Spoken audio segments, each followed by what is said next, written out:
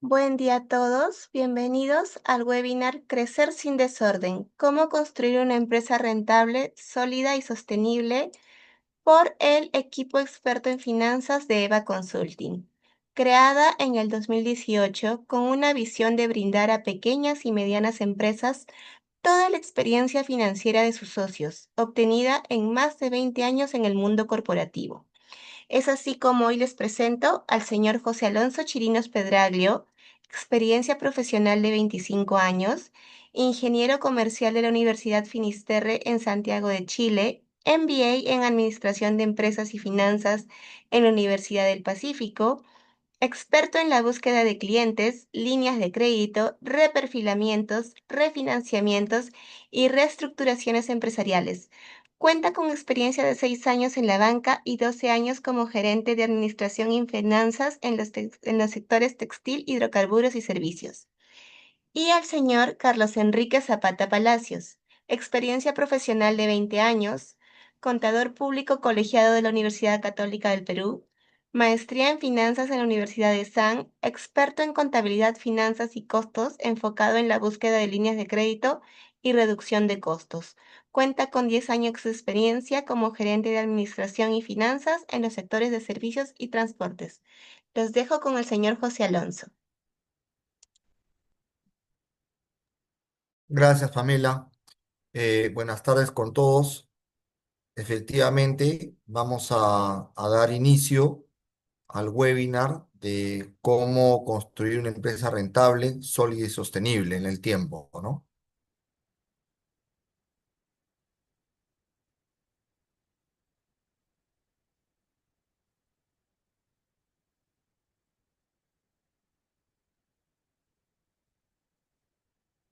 A ver, los temas a tratar el día de hoy son cuatro.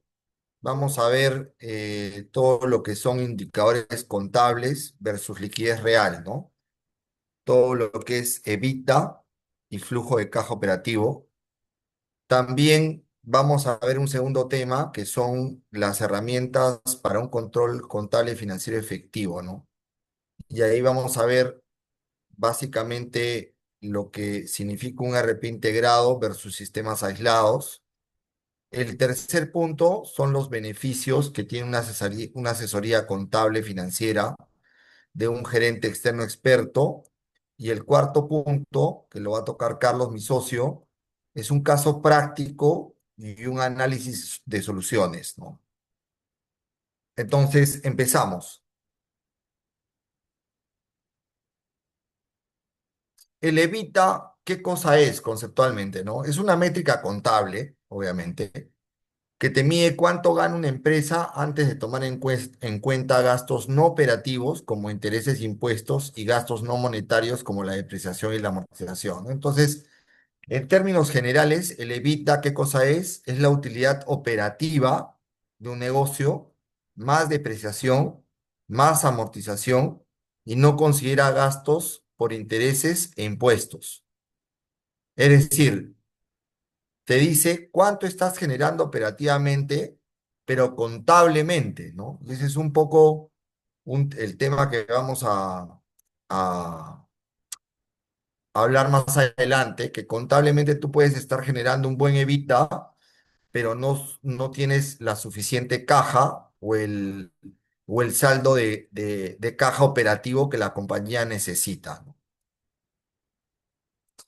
¿Qué cosa es el flujo de caja efectivo, ¿no? Es el efectivo generado por las actividades principales de una empresa, ¿no? Ventas, producción, pago a proveedores, pago de impuestos, entre otros, ¿no? Entonces, este flujo de caja operativo incluye el IGB y nos indica la salud financiera y la capacidad de la empresa para funcionar sin financiamiento, ¿no? Obviamente, uno tiene sus ingresos operativos, sus egresos operativos, y en la parte de abajo del flujo de caja tienes el flujo de financiamiento y después el flujo de inversión. Si necesita uno tapar algún hueco de caja, tienes la herramienta del flujo de financiamiento, ¿no? Y también proporciona, obviamente, información sobre la liquidez, ¿no? Al detallar todas las entradas y salidas en efectivo, que es un poco lo que comenté hace un ratito, ¿no? Entonces, el flujo de caja, creería yo que, dada la experiencia que tenemos con Carlos, manda mucho más que un EBITDA contable que a veces los bancos analizan y se equivocan, ¿no? Entonces, ese es un poco el resumen de lo que estoy hablando, ¿no? Entonces, el EBITDA puede crecer, ¿no? Y ahora lo vamos a ver matemáticamente, y la caja no, por varios motivos.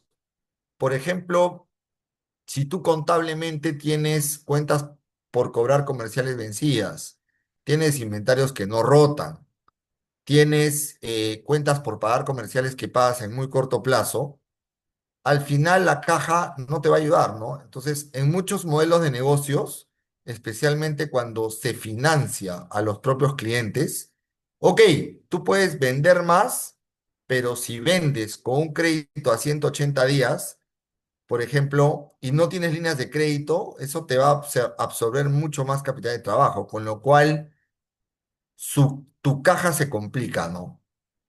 ¿Puedes obtener una línea de crédito? Sí, pero vas a obtener una línea de crédito quizá un poco más cara, a 180 días, el gasto financiero te come, quizás. Entonces, en resumidas cuentas, cuando el Evita no conversa con la caja, el problema no es contable, sino ya es estructural. Entonces, como conclusión de este tema, que lo quiero hacer súper gerencial, es importante saber cómo el modelo de negocio determina la verdadera sostenibilidad financiera, ¿no? O sea, el negocio tiene que estar tan bien estructurado que tiene que haber una política de créditos correcta, una política de pagos correcta para que el modelo de negocio funcione bien y también, obviamente, con rentabilidad, ¿no? Entonces, son las aristas que, digamos, debemos ver siempre, ¿no?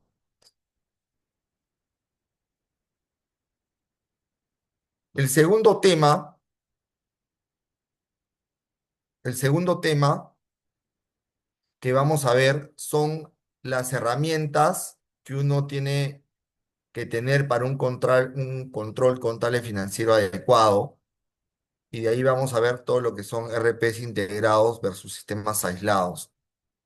Entonces, en resumidas cuentas, uno tiene que implementar controles internos robustos, utilizar un software de contabilidad confiable, o sea, nosotros en toda la experiencia que hemos tenido, ya sea, les voy a dar un ejemplo, ¿no? Hemos tenido ejemplos de sistema Odo, sistema Sirige, y otros sistemas que tienen módulos, digamos, aislados y que no permiten que la contabilidad saque un estado financiero real y en fecha, ¿no?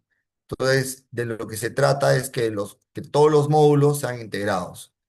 Preferentemente trabajar con un RP, SAP, Microsoft Dynamics, Oracle, NetSuite, etcétera, ¿no? Mantener registros claros y organizados digitalmente y también una capacitación periódica a todos los empleados y contadores, ¿no? Sobre todas las normas contables y actualizaciones de software. De igual forma, también verificar 2 veces datos financieros, asientos contables, realizar, por ejemplo, auditorías y revisiones periódicas. También el tema de automatización de procesos contables, un software de contabilidad en línea para el pago de impuestos y obviamente un flujo de caja bien definido a partir de una contabilidad en orden, ¿no? La importancia del RP en el modelo de gestión es bien importante. ¿Por qué? Porque acá hay que ver varias aristas, ¿no? Por ejemplo, la primera es definir bien el alcance del proyecto. ¿Qué significa esto, no? Que todas las áreas, contabilidad, comercial, finanzas, cuentas por pagar, cuentas por cobrar, contabilidad SUNAT, recursos humanos, importaciones, todo el activo fijo, almacenes, etcétera, ahí se define todo lo que es el alcance del proyecto, ¿no? O sea, el alcance general de un proyecto para poder adquirir, por ejemplo, un RP.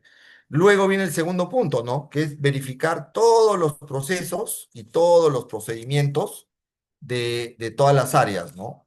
Tanto comercial, recursos humanos, finanzas, almacenes, logística, importaciones, etcétera, ¿no? Luego viene la funcionalidad del RP, que ahí un poco, eh, de alguna manera, se ve si todos los módulos son integrados o todos los módulos son aislados.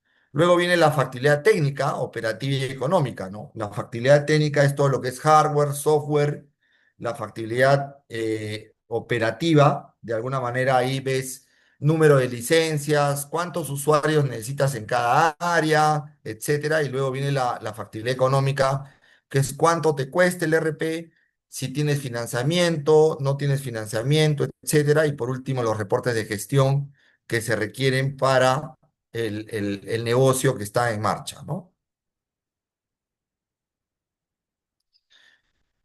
Luego viene, vamos a explicar un poquito cuáles son los beneficios de la asesoría contable financiera del gerente externo experto. En realidad son bastantes y acá les quiero comentar un poco por qué muchas empresas de alguna manera están tomando un servicio externo contable financiero en lugar de contratar a una persona perenne para apoyarlos en la parte contable financiera. Primero, que reduce riesgos y protege esos riesgos. ¿Por qué? Porque el gerente externo experto identifica el riesgo y calcula el peso de cada riesgo y luego crea un plan de contingencia con el cual se reduce el riesgo y se va controlando y haciendo seguimiento. El segundo punto es que ahorra costos. ¿A qué me refiero con eso, no? El CFO interno está metido todo el día dentro de la compañía, quemando incendios, arreglando problemas. En cambio, el CFO externo tiene una mirada de afuera. Entonces, hay costos y gastos que él puede identificar y poder iniciar algún proceso de reestructuración, un proceso de reducción sin perder obviamente la objetividad y la operatividad del negocio, ¿no? Se puede ahorrar hasta un 50% de lo que puede hacer un interno, ¿no? Eso definitivamente. Luego, tiene mayor agilidad en la toma de decisiones. Obviamente, como el CFO externo tiene mucha experiencia en muchos mercados, tiene la información a la mano de lo que está sucediendo afuera. Por lo tanto, tiene decisiones mejor informadas, y el CFO externo puede aportar alguna estrategia inmediata, ¿no? En cambio, el CFO interno está, como les comentaba, trabajando en el día a día, quemando incendios, etcétera, ¿no? Luego aporta soluciones con experiencia comprobada, ¿no? ¿A qué me refiero con esto, no? Es que el CFO externo obviamente empezó de interno y empezó trabajando en muchas empresas, en muchos sectores, en muchos modelos de negocio de distinta índole. Por lo tanto, ya cuando se convierte en un CFO externo, tiene una experiencia comprobada, ¿no? Y aporta mucho más valor que un interno, ¿no?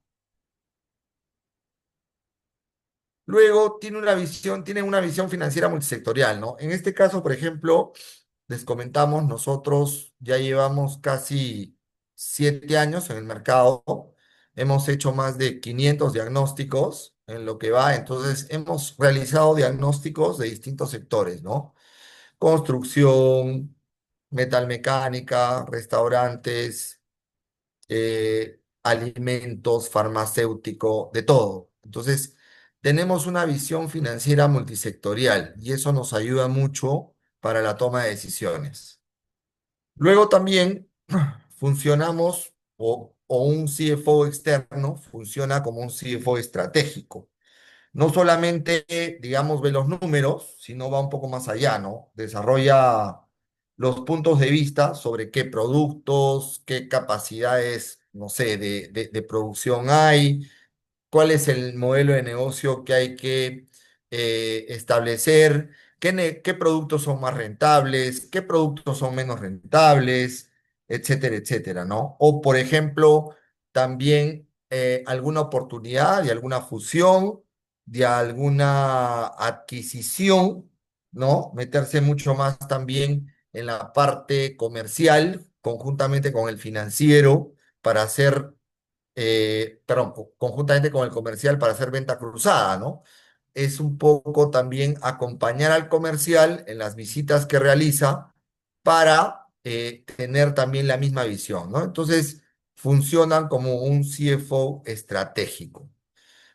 Lo otro es que el apoyo en cualquier implementación sistémica, ¿no?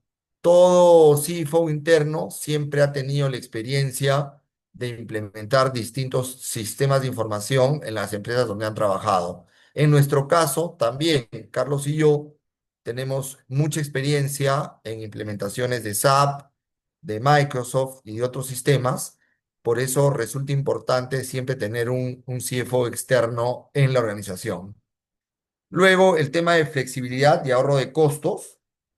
Definitivamente, la empresa en este caso solo paga por los servicios que son estrictamente necesarios, ¿no? Definitivamente, ¿no? Entonces, ahí hay un ahorro. El CFO externo no está en planilla, ¿no? Definitivamente. Luego tiene un costo competitivo. ¿Qué quiere decir, no? Que, por ejemplo, una compañía que factura 30 millones o más o menos, pues estás hablando de contratar un gerente financiero de 30, 35 más leyes, ¿no? En cambio, la asesoría contable financiera, estás hablando de la tercera parte, aproximadamente, ¿no? En promedio, ¿no? Depende también del tamaño de la compañía, ¿no? Estoy haciendo un comparativo. Luego, una gestión proactiva de riesgos y oportunidades, ¿no? El CFO externo, como tiene bastante, digamos, información de lo que va pasando en el mercado, etcétera, puede detectar algún tipo de oportunidad, como una fusión, como una escisión, como una adquisición, o qué sé yo, ¿no?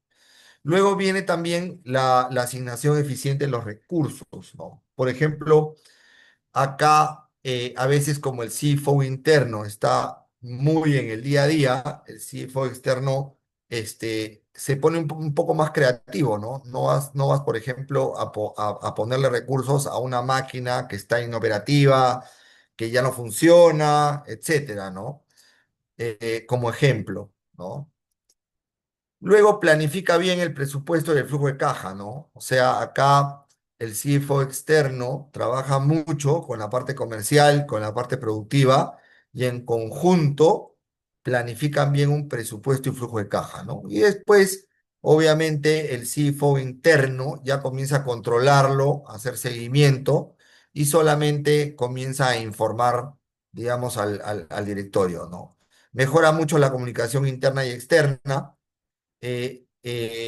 y aporta muy bien técnicamente en cualquier banco, ¿no? ¿A qué me refiero con esto, no? A que el CFO externo, dado que tiene mucho más experiencia, puede elaborar muy bien un expediente técnico que vaya al banco, que se sepa vender exactamente, que el resultado sea positivo para lo que el cliente está buscando, etcétera, ¿no? Y ahora sí, los dejo para la parte matemática, que es la más entretenida, de verdad. Quería empezar con un tema teórico, pero yo creo que ya lo tienen claro. He sido súper, súper rápido y súper gerencial en lo que vamos a tocar.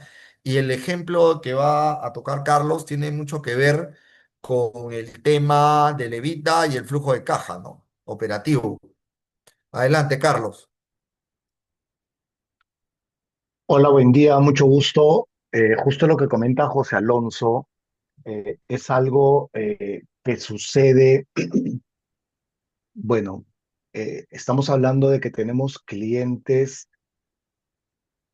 hasta un tope de más o menos unos 150 millones, desde los 2 millones en adelante, y sucede, o sea, les digo que esto sucede muy a menudo.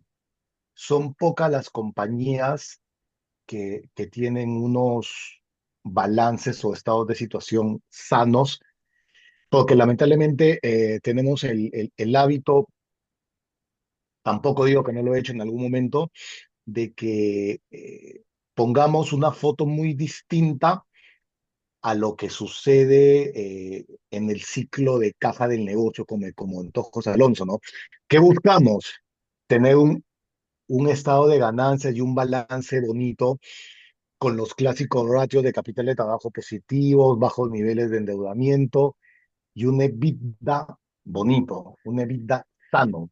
Como dijo José, ¿no? A nivel contable, muchas veces las compañías tienen un EBITDA contable bueno, el banco lo lee, dice, ok, bacán, te apoyo, te doy líneas o te financio, pero cuando hablamos del flujo de caja, el flujo no te miente. O sea, tú como compañía, por más que tengas o no tengas un flujo de caja, cuando no tienes capacidad de pago y te falta plata para obligaciones, planillas o las mismas deudas de bancos, volteas a tu estado de ganancias y dices, oye, pero ¿qué pasó? Si mi EBITDA es positivo, si tengo capacidad de pago tanto de corto, mediano, pero no tengo plata. Entonces, volvemos al inicio. Los balances muchas veces los manejamos por dos motivos, ¿no? Uno, para que el banco me vea bonito, bueno, muy bueno. Y lo segundo es para que los accionistas también muchas veces nos aplaudan. El accionista, no, dice, mi compañía es sólida y líquida. Y hacemos algunos ajustes bonitos y lamentablemente los accionistas, los bancos, piensan que caminamos bien, cuando no lo es. ¿Cuándo sucede todo esto? Usualmente cuando las ventas tenemos algún tipo de caída en ventas, esa caída en ventas es menos flujo y toda mi cadena de pago se cae. Y allí es donde se evidencia que tu flujo no va de la mano con tu balance. O también cuando llegaste a un nivel de endeudamiento, muchas veces nos ha sucedido clientes que como tienes una foto bonita y un hueco en la caja, el banco te apoya.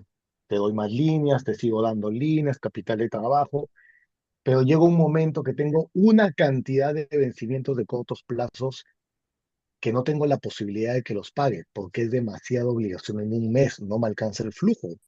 Entonces ahí es donde se desata el tema de impagos en algún momento.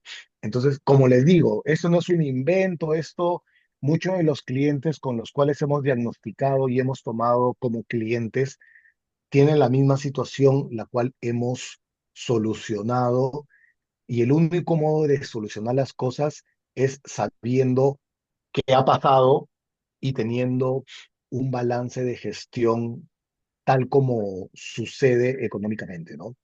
Entonces, vamos a poner un ejemplo, y es un ejemplo vivo de un cliente X de unos cuantos años. Como les digo, muchos tienen este manejo, donde vemos un balance, una foto de posición sana y bonita, ¿no? O sea, rápidamente, ¿no? Vemos la posición del activo de corto plazo contra el pasivo, casi aparentemente es 1.7 más o menos. Aparentemente la compañía tiene caja o sea, tiene efectivo en bancos, cuentas por cobrar, aparentemente por cobrar definitivamente, tienes inventarios para la venta, realizables, y empresas ha vendido cuentas. O sea, una foto bonita con un activo fijo de más de 1 millón, tus obligaciones no son muy altas contra lo que estás generando, balance bonito. Un capital social de medio millón, resultados. Una foto muy bonita, ¿no? José,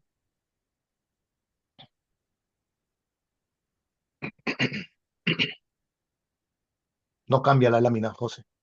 Ahí ya cambió. Ok, y un estado de ganancias, estamos hablando en soles, vamos a los ratios, una utilidad bruta, o sea, un costo muy bueno, 54%, una utilidad de operación de 20%, lo cual es bueno, el gasto financiero un poco alto respecto a la venta, pero como una utilidad neta de 6% para una empresa comercial dentro de un benchmarking es buena. Si sumamos la depreciación, tenemos un EBITDA anual de 820.000 soles, lo cual significa capacidad de endeudamiento para mediano plazo, para pagar dividendos, y dentro de la estructura del estado de ganancias soporta endeudamiento de corto plazo. Aparentemente, uno como accionista ve la foto, estoy contento, el banco lo ve, bonito.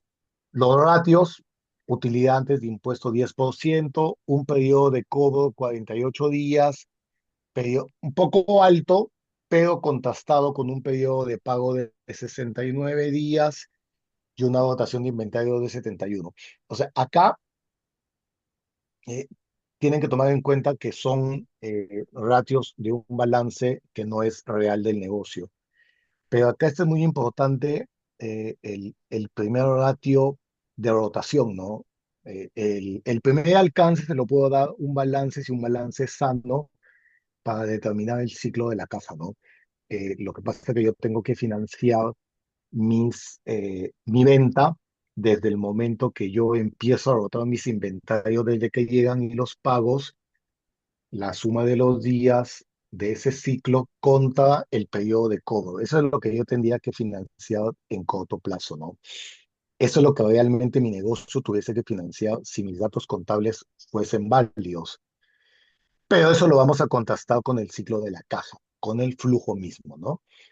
Foto de liquidez muy buena, 2 millones de capital de trabajo, nadie dijese que esta compañía tiene inconvenientes, ratios de apalancamiento contra el patrimonio 2.2, si dejamos solamente el ratio de capital apalancamiento CBO, se va a 10, lo cual es manejable porque tú puedes aumentar tu capital vía resultados acumulados y esta ratio baja, ¿no?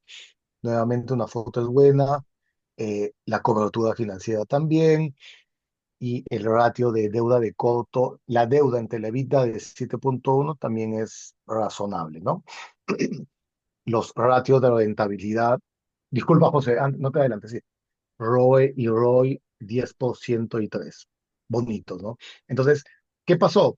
Este cliente nos dijo, estoy bien contablemente, tengo EBITDA, pero no tengo flujo, no me alcanza para el pago de las obligaciones. Entonces, dale José para cambiar. ¿Qué es lo que hacemos? O sea, ¿qué es lo que debemos de hacer, ¿no? Tengas o no tengas flujo de caja, lo ideal es tratar de cobrar todo tu movimiento, tanto de cobranzas y pagos, vía un flujo, realmente como es para detectar cuál es tu situación, ¿no? Entonces, al momento de estructurar un flujo de caja, tanto del año como de los siguientes dos, nos damos cuenta, lo primero que llama la atención es el tema de el saldo operativo de caja es negativo. O sea, desde ya hay una llamada de atención que no es mala. O sea, siempre tengan en cuenta que tener el saldo operativo de la caja no es malo, porque mi ciclo, por ejemplo, ¿no? Yo puedo tener ventas al canal, al supermercado, que me puede pagar en 120 días o 150, pero mis obligaciones, tanto de planillas, pueden ser en los 30 días y los proveedores en 60. Entonces, estoy descubierto 60 o 90 días y es entendible que mi... No, no, vuelve el flujo. Es entendible que mi saldo operativo de la caja sea negativo, no hay inconveniente. Y lo financio vía la línea de corto plazo. Yo financio los días que me descalzo respecto a mi cobranza contra mis pagos de proveedores y no hay ningún inconveniente. Pero en este caso, ya el cliente venía ya con un alto uso de línea y no usaba técnicamente su línea de capital de trabajo. Además, que venía con una obligación de mediano plazo que tenía un servicio de deuda de 451.000. Entonces la compañía en conjunto venía con un déficit de caja de casi 2 millones de soles. Entonces, esto no contrasta para nada contra el tema contable que hemos visto. Entonces, lo primero que hay que hacer, y quien no te miente, es el flujo de caja. El flujo de caja es como el termómetro. Tú dices, ok, estoy caliente, me siento, mi temperatura está alta. Te mides y puede ser que tengas 40 de fiebre o puede ser que tengas 37. Entonces, cualquiera de ellos es el mejor termómetro, en este caso el flujo, la mejor medida. Entonces, acá llama la atención algo. El estado de situación te dice algo bueno y el flujo te dice algo malo. Ahora sí, la siguiente, Jorge. Entonces, ¿qué hacemos? Y acá vamos a desmenuzar el balance completamente. Y es muy usual, y lo digo, es muy usual, lo que les vamos a comentar son un poco los ajustes que se hacen contablemente para mejorar la posición, para ocultar gastos y presentar un mejor EBITDA, ¿no? Lo clásico, las cuentas por cobrar comerciales usualmente no se castigan. A veces no es política el castigo porque obviamente la provisión de una cuenta por cobrar te afecta al gasto. El castigo mata la provisión, pero casi nadie provisiona, más aún un monto de 981.000. Entonces, si uno tiene una contabilidad debidamente analizada, se da cuenta qué es lo que yo tengo por cobrar con mucha antigüedad. Y eso ya es un origen de un desfase. ¿Por qué? Porque yo para vender 981.000 tuve con un costo promedio de 50%. Olvidémonos del IGB, significa que a mí me ha costado esto tranquilamente medio millón. Ese medio millón yo ya lo pagué. Lo pagué y hace más de un año capaz con recursos de coto o con financiamiento de bancos. Pagué, me endeudé, lo vendí y nadie me pagó. Significa de que yo desembolsé medio millón y no me retornó la venta con ganancia.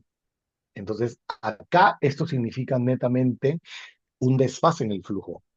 Igual, los inventarios de lenta rotación, ¿no? Una de dos, los compré, los pagué o con mis fondos o con bancos y nuevamente no los vendí, generé un desfase en el flujo. Es decir, pagué 1 millón de soles y nunca volvió la plata vía venta. Eso también es un desfase. Entregas a vendido cuenta y caja. Usualmente lo que se hace acá es para no eh, contabilizar gastos que afecten mi utilidad. La clásica lo pongo entregas a vendido cuenta. O la clásica es que los dejo en la caja, nunca los contabilizo y mi caja aumenta. Hay muchos clientes que usualmente dejan caja efectivo algunos montos que no tienen sustento, ¿no? Entonces, este conjunto de, este conjunto de ajustes usualmente es en el activo, en el pasivo es muy difícil, ¿no? Porque en el pasivo la deuda con bancos fácilmente es validada vía Sentinel o Infocop, o sea, es muy poco manipulable. Y la deuda con proveedores usualmente no se maneja tanto porque no te tiene mucho efecto en el resultado, ¿no? Pero analizando bien esto, va teniendo sentido cuando uno haga un ajuste. Esa es la siguiente lámina. Acá lo que se hace o lo que deben de hacer ustedes depende de la situación en que estén, o lo que Eva recomienda es tu balance contable lo tienes que ajustar, ¿no?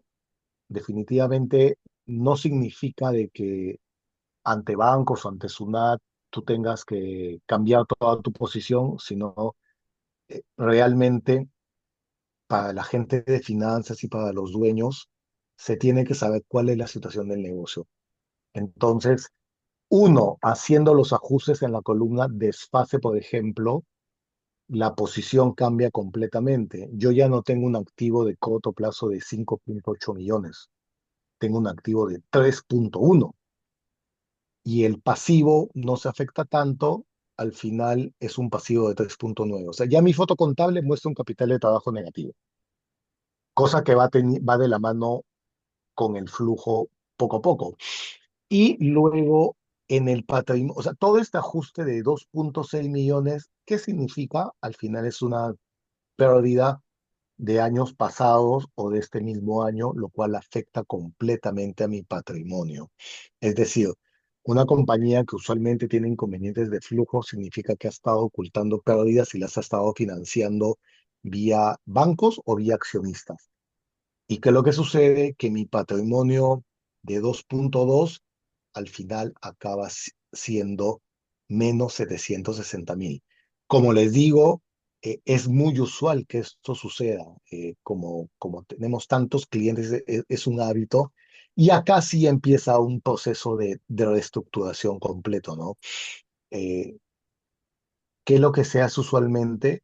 Uno tiene que trabajar definitivamente en el tema del plan comercial, mantener un nivel de ventas mínimo con un costo definido, con tal que mi nueva estructura de costos y gastos genere ahora sí una capacidad de pago de una deuda que yo tomé y hoy es impagable, ¿no? Ese es un nuevo modelo de reestructuración que nace desde un estado financiero nuevo, ¿no?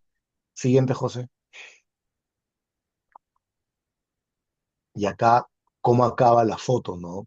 Además, el tema de la contabilidad vía estado de ganancias también. El hábito usual de mejorar la utilidad significa que yo no costeo ni gastos ni costos, lo cual significa que mi resultado de utilidad operativa y resultantes de impuestos se voltean completamente. Entonces, estas dos posiciones de balance y de estado de ganancias ajustados sí van de la mano con un flujo de caja negativo. Entonces, no está mal. Lo bueno es que uno sepa cuál es la situación, qué es lo que generó. Usualmente es, bueno, se cae el nivel de ventas o la gente de logística está comprando demasiado y como yo no vendí, me estoqué de producto y eso al final genera una caída en el costo. Si cae el costo, definitivamente mi utilidad operativa cambia y eso me obliga a tener que modificar gastos de venta y gastos administrativos. Entonces, es una cadena completa para tener una foto bonita. Como les digo, es usual que se haga, lo interesante es que esto se detecte para tomar medidas de reestructuración, tanto a nivel de costos y gastos o de refinanciamiento en bancos, ¿no? Que tenemos, hay diferentes alternativas que se manejan, ¿no?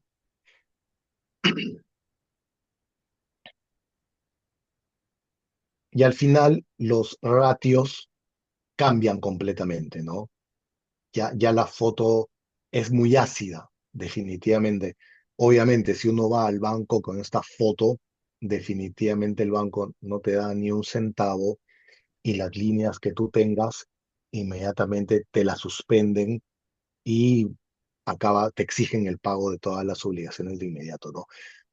Ante esto también, ante estas situaciones, también no significa de que los bancos son la única solución, sino también hemos tenido casos de que sincerando la posición de la compañía, pero estando eh, en un sector dinámico de la economía, con ventas y mostrando medidas de reestructuración.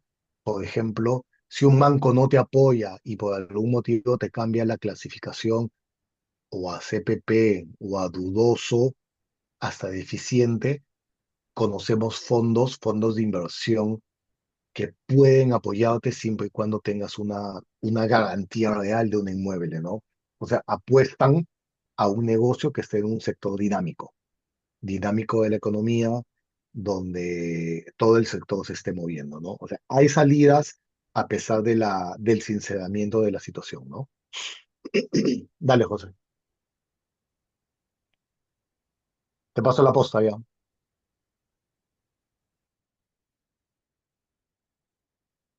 ¿Qué tal? Acá les presentamos un servicio que tenemos nosotros, que es un servicio donde te damos un enfoque administrativo, financiero contable, ¿no? O sea, te llevamos la contabilidad, te preparamos todos los procedimientos administrativos generales, registramos las operaciones contables, ya sea en el sistema de información nuestro o en el sistema de información que tiene la empresa, o si la empresa adolece de un RP, nosotros tenemos una alianza comercial con Microsoft y con SAP Business One para poder ayudar a muchos clientes que requieren de un sistema de información como un RP, ¿no? Emitimos los estados financieros de forma mensual, con todos sus análisis de cuentas, todos sus anexos. También emitimos reportes de gestión a la medida de la empresa en forma mensual, no solamente lo que requiere la empresa, sino lo que pensamos nosotros también que la empresa debería de tener. Preparamos y liquidamos impuestos de forma mensual y anual. Y lo más bonito de este producto es que, aparte de llevar la contabilidad, te hacemos todo el planning tributario para que tú mes a mes puedas controlar bien el tema de impuestos, de IGB, etcétera. Y también lo que hacemos es, con un plan de ventas que la empresa nos proporciona, elaboramos un presupuesto, elaboramos un flujo de caja y vemos pues desviaciones, ¿no? O sea, tu presupuestado, tu ejecutado y de ahí tu control y seguimiento de todos los KPIs. Eso es lo que hacemos, es un producto que hoy en día lo está demandando todo el mundo. Y nada, con esto damos por culminado el webinar. Ha sido un webinar bastante rápido, bastante gerencial, y creo que Carlos ha explicado, digamos, de manera práctica toda la diferencia que hay entre un EBITDA contable y un flujo de caja operativo, pero yo quería un poco empezar con la teoría primeramente, ¿no? No sé si tienen alguna duda, alguna pregunta, alguna consulta que podamos absolver.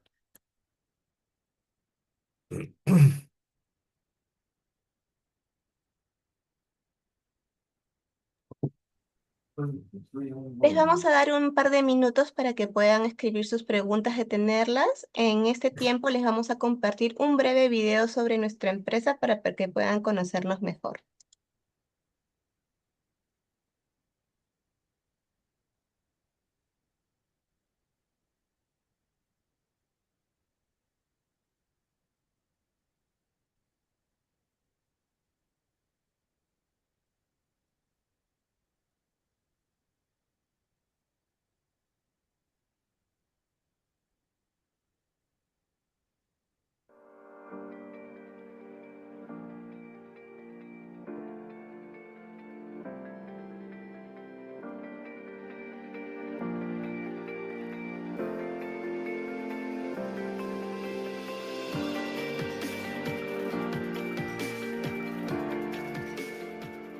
Hola, soy José Alonso Chirinos, de EVA Consulting. Quizás tu negocio necesita liquidez o mejorar el flujo de caja. El equipo externo, experto en finanzas, te brindará las asesorías inmediatas especializadas para ayudarte a sufrir esta crisis. Hola, soy Carlos Zapata de EVA Consulting. Busca soluciones para las finanzas de tu negocio hoy, que estamos en un ambiente político y económico muy complicado. EVA Consulting tiene la experiencia y los productos especializados para que tú y tu negocio salgan adelante.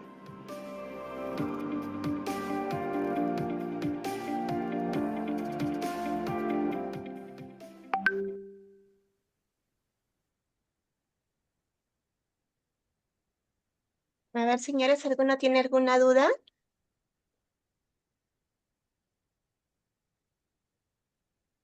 Bueno, parece que ha quedado bastante claro el tema. Igual, si desean, pueden escribirnos en nuestras redes sociales o a nuestra página web, y les vamos a estar haciendo llegar tanto el video como la presentación a todos los inscritos a su correo electrónico o al número de WhatsApp que registraron. Muchas gracias por acompañarnos hoy día y esperamos sea en otra ocasión también.